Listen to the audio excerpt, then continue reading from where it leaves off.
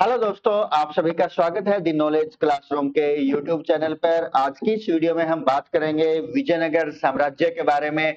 उसके बारे में हम 25 प्रश्नों को लेकर के आए हैं जो एमसीक्यू टाइप रहेंगे और सभी प्रकार के एग्जाम के लिए महत्वपूर्ण रहने वाले हैं। तो चलिए शुरू करते हैं आज की इस वीडियो को और इस विजयनगर साम्राज्य के बारे में जानकारी को हासिल करते हैं। तो पहला प्रश्न, विजयनगर साम्राज्य की स्थापना कब की गई थी? आपके ऑप्शन है 1236 ईस्वी में, 1336 ईस्वी में, 1436 या फिर 1536 ईस्वी में। विजयनगर साम्राज्य की स्थापना कब की गई थी? तो इस प्रश्न का सही उत्तर होने वाला है 1336। तो विजयनगर साम्राज्य की जो स्थापना है हरिहर और बुक्का नामक दो भाइयों ने 18 अप्रैल 1336 ईस्वी में इस साम्राज्य की स्थापना की थी। इसकी स्थापना क्यों की गई थी कि जो दक्षिण भारत में जो मुस्लिम है, मुस्लिम आक्रमणों के प्रतिकार के कारण ही इस साम्राज्य की स्थापना की गई थी। कहां पर की गई थी? तुंगभद्रा नदी के किनारे पर इस साम्राज्य की स्थापना की गई थी। कौन सी नदी के किनारे पर? तुंगभद्रा नदी के किनारे पर इस साम्राज्य की स्थापना 1336 में की गई थी। किसने की थी? हरिहर और बुक्का नामक दो भाइयों ने की थी। तो यहाँ पर आपको एक प्रश्न के अंदर बहुत सारे प्रश्न देखने को मिलेंगे। तो आई होप साथ के साथ आप इस प्रश्न का उत्तर भी कमेंट बॉक्स में लिखते रहे ताकि आपको इन प्रश्नों के बारे में जो उत्तर है वो अच्छी प्रकार से याद हो जाए। नेक्स्ट क्वेश्चन है, विजयनगर साम्राज्य के संस्थापक कौन थे? जैसे कि हमने पिछले प्रश्न में देखा था कि जो विजयनगर साम्राज्य है उनके जो संस्थापक थे वो कौन थे? हरिहर और बुक्का विजयनगर साम्राज्य के संस्थापक थे। कौन से वंश से संबंधित है ये संगम वंश से संबंधित थे। कौन से वंश से संबंधित है? हरिहर और बुक्का ये संगम वंश से संबंधित थे। पहले कौन से साम्राज्य के अधीन आते थे? ये काकतीय साम्राज्य के अधीन आया करते थे। तो अगला प्रश्न है, विजयनगर के किस शासक को सर्वाधिक महान माना जाता है? यानी कि जो विजयनगर साम्राज्य है उसका एक महान शासक किसे माना जाता है? रामराय को, देवराय द्वितीय को, कृष्ण देवराय को या फिर अच्युत राय को? तो आपका उत्तर क्या होगा? कृष्ण देवराय को एक सर्वाधिक महान शासक विजयनगर साम्राज्य के अधीन माना जाता है। कृष्ण देवराय तुलु वंश का एक महान शासक था। जो कृष्ण देवराय है कौन से वंश का महान शासक था? तुलु वंश का महान शासक था, जिसने 1509 से लेकर के 1529 तक शासन किया था और उसके शासन काल को विजयनगर का स्वर्ण युग कहा जाता है। यानी कि उनका जो 1509 से 1529 तक का जो शासन काल है तो वो विजयनगर का गोल्डन एरा यानी कि स्वर्ण युग कहा जाता है। वह एक विद्वान, योद्धा और कला प्रेमी थे। यानी कि जो कृष्ण देवराय थे वो किस प्रकार के व्यक्तित्व के धनी थे? वो एक विद्वान थे, योद्धा थे और एक कला प्रेमी कृष्ण देवराय थे।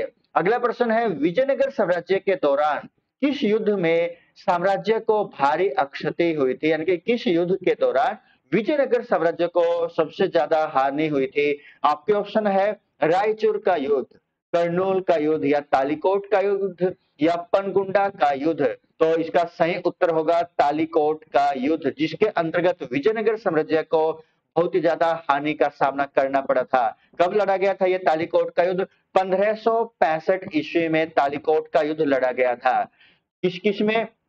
मुस्लिम सल्तनतों के संयुक्त मोर्चे के साथ में और विजयनगर के बीच में लड़ा गया था। मुस्लिम सल्तनतों के बीच में और विजयनगर साम्राज्य के बीच में इसको लड़ा गया था।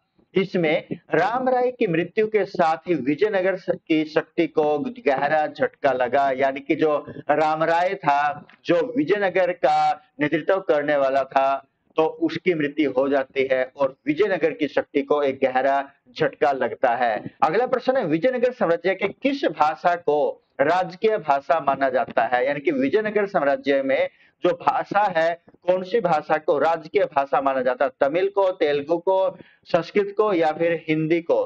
तमिल, संस्कृत, तेलुगु या फिर हिंदी को कौन सी भाषा को राजकीय भाषा माना जाता है? तो सही उत्तर क्या होगा? तेलुगु भाषा को। तेलुगु भाषा को विजयनगर साम्राज्य के अंदर राजकीय भाषा माना जाता है।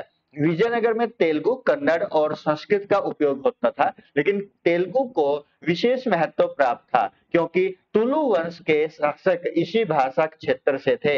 यानी कि जो विजयनगर साम्राज्य है वहां पर बोली जाती थी तेलुगु भी, कन्नड़ भी और संस्कृत भी, लेकिन जो महत्व दिया जाता था वो तेलुगु भाषा को दिया जाता था। इसके कारण से जो तुल्लु है, तुल्लु वंश के अंतर्गत तेलुगु भाषा अत्यधिक महत्वपूर्ण रही।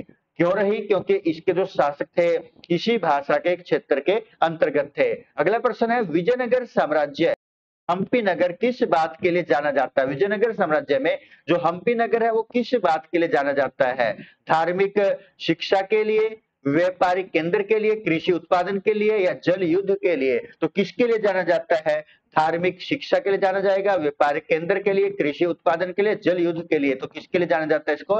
व्यापारिक केंद्र के लिए इसको जाना जाता है। हम्पी नगर को व्यापारिक केंद्र के लिए जाना जाता है। हम्पी जो तुंगभद्रा नदी के किनारे स्थित था।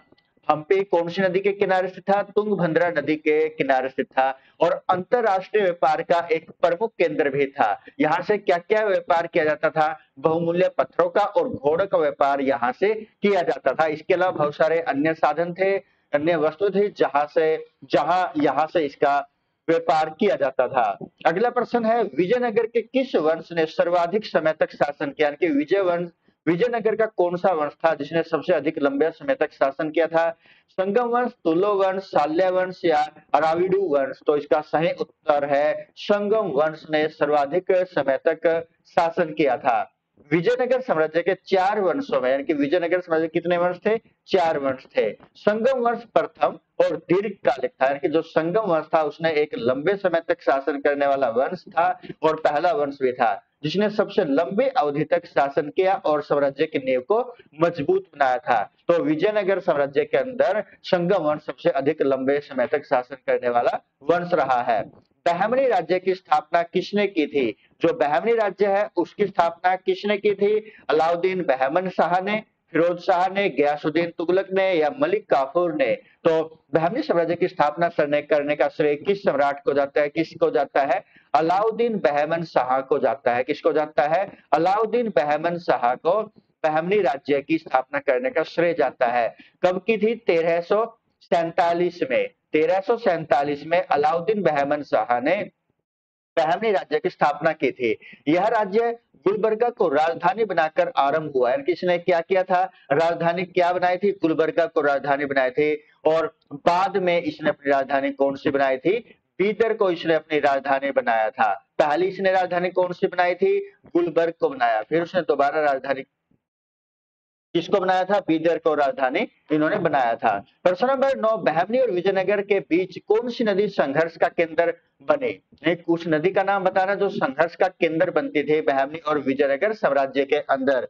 तो आपके ऑप्शन है कृष्णा, तुंगभद्रा, गोदावरी या नर्मदा। तो इस प्रश्न का सही उत्तर होगा तुंगभद्रा नदी, जो बहमनी और विजयनगर साम्राज्य के बीच में नदी संघर्ष का केंद्र बनते हैं कि एक प्रकार का सेंटर। कौन सी नदी है? तुंगभद्रा। तुंगभद्रा दोनों राज्यों की सीमा पर बहती थी, यानी कि जो तुंगभद्रा नदी है वो दोनों राज्यों के बीच में, बहमनी के भी और विजयनगर साम्राज्य के बीच में बहने वाली नदी थी तुंगभद्रा। इस क्षेत्र को लेकर बहमनी और विजयनगर के बीच कई युद्ध हुए, यानी कि जो यह क्षेत्र था यहाँ पर बहमनी और विजयनगर के बीच में लगातार इस क्षेत्र को लेकर के युद्ध होते रहते थे, जिसमें यह सामरिक दृष्टि से अत्यंत महत्वपूर्ण बन गया। यानी जो सामरिक दृष्टि है इससे यह युद्ध जो तुंगभद्रा नदी का जो क्षेत्र है युद्ध के लिए एक महत्वपूर्ण क्षेत्र बन जाता है। अगला प्रश्न है, विजयनगर साम्राज्य में अमरा नायक व्यवस्था किससे संबंधित है? कि जो अमरा नायक व्यवस्था थी वो किससे संबंधित थी? धार्मिक अनुदान से, कर वसूली से, सैन्य प्रशासन से या व्यापार नीति से? तो ये किससे संबंधित थी अमरा नायक व्यवस्था? सैन्य प्रशासन से संबंधित है। कि नायक से हम समझ सकते हैं कि जो सेना में काम करता हो तो उसको हम क्या बोलते हो? नायक बोलते हो। तो ये किससे समझ लो? सैन्य प्रशासन से। अमरा नायक व्यवस्था के अंतर्गत भूमि और प्रशासनिक अधिकार सैनिक अधिकारियों को सौंपे गए थे, यानी कि भूमि और जो प्रशासनिक अधिकार है वो किसको दे दिए गए थे? सैनिक अधिकारियों को सौंपे गए थे। वे बदले में सेना तैयार रखते थे और राज्य को कर अर्पित किया करते थे, यानी कि इसके बदले वो क्या करते थे? सेना तैयार रखते थे अपने और राज्य को कर अर्पित किया कर राज्य को कर देते थे। अगला प्रश्न है, विजयनगर साम्राज्य में प्रसिद्ध हजारा राम मंदिर विजयनगर साम्राज्य में किसने बनवाया था? हरिहर प्रथम ने, देवराय द्वितीय ने, कृष्ण देव राय ने या अच्युत राय ने? तो इस प्रश्न का सही उत्तर क्या होगा? देवराय द्वितीय ने हजारा राम मंदिर का गठन करवाया होगा, बनवाया होगा।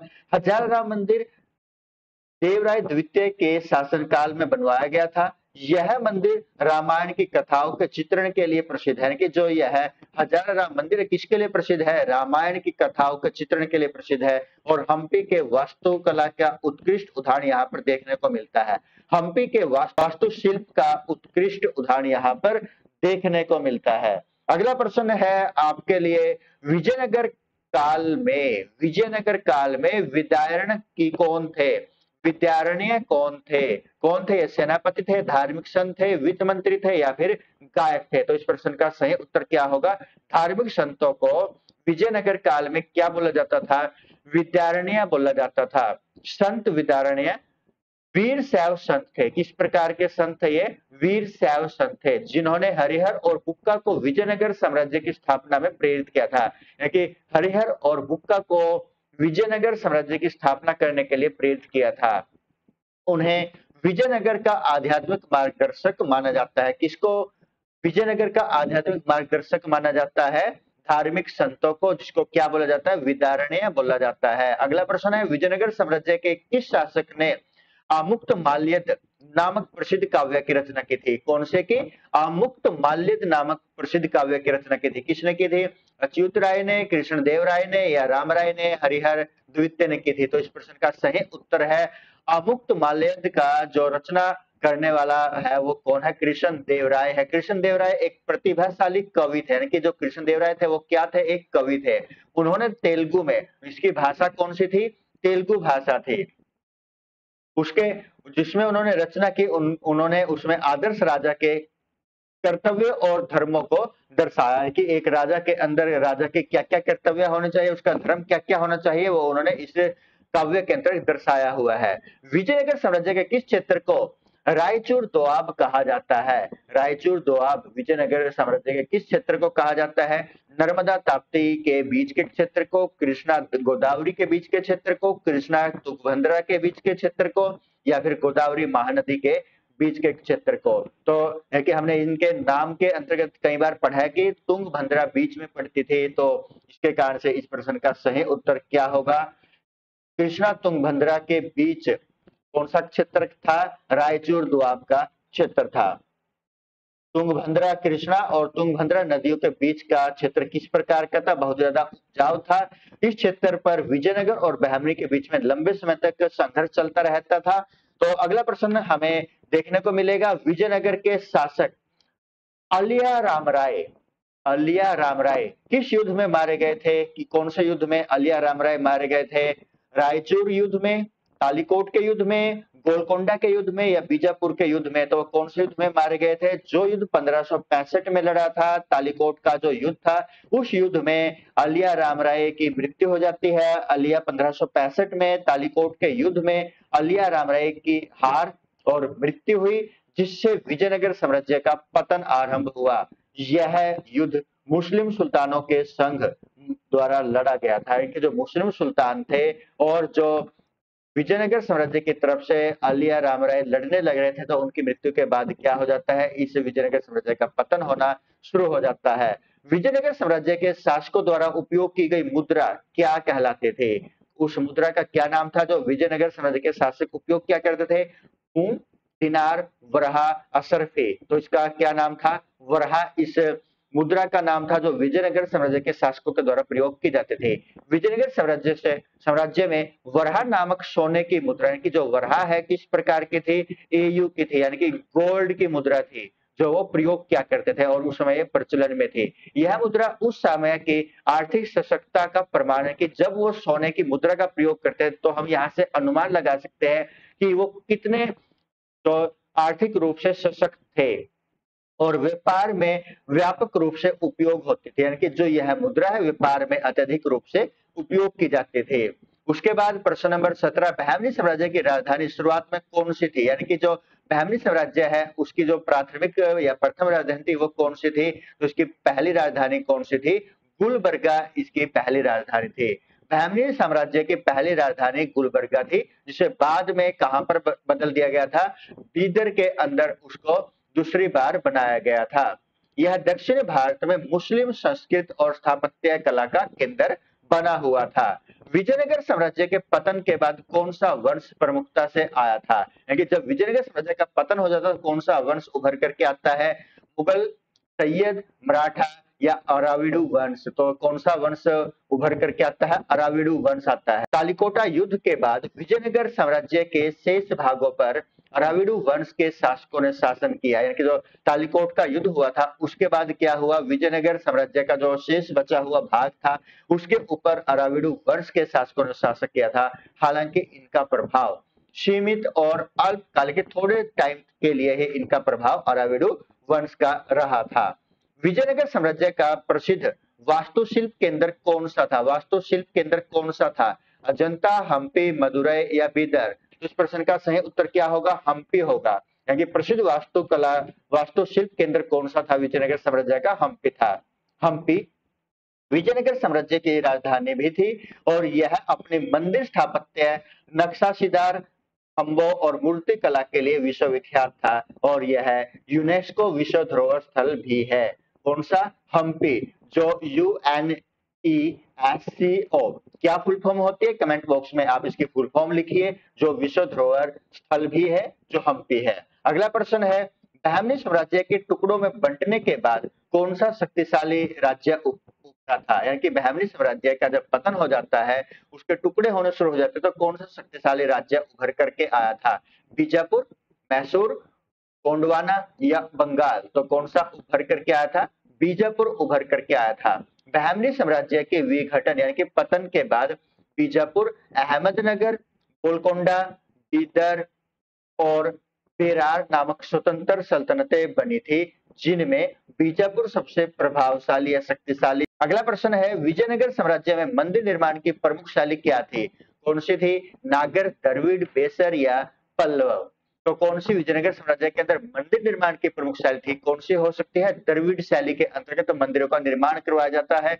विजयनगर में द्रविड़ शैली के मंदिरों का निर्माण हुआ, जो ऊंचे गोपुरम, विस्तृत प्रांगण और पत्थरों पर की गई सुंदर नक्काशी थे उनके लिए प्रसिद्ध माने गए हैं, जो सुंदर बनी हुई होती थी, और ऊंचे गोपुरम और विस्तृत प्रांगण के लिए द्रविड़ मंदिर निर्माण की शैली विजयनगर साम्राज्य के अंदर प्रमुख थी।